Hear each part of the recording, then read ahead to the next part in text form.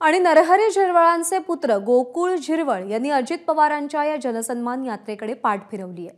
जनसन्मान यात्रेला गोकुळ झिरवाळ उपस्थित राहणार नसल्याची माहिती मिळतेय। शरद पवारांसोबत गोकुळ झिरवाळ असल्याची एबीपी माझाला माहिती मिळतेय। तुतारी चिन्हावर निवडणूक लढवण्याचे गोकुळ झिरवाळ यांनी संकेत दिल्याचंही कळतंय। निलेश बुधावले आपले प्रतिनिधी सध्या आपल्या सोबत आहेत। निलेश, वडील अजित पवारांसोबत तर मुलगा शरद पवारांसोबत जाण्याची शक्यता कितपत आहे?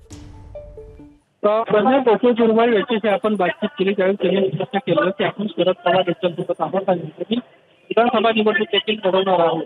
एकंदरीत अजित पवारांची जनसन्मान यात्रा आज सुरू होते आणि त्याचा पहिलाच टप्पा हा दिंडोरी विधानसभा मतदारसंघातून होतोय।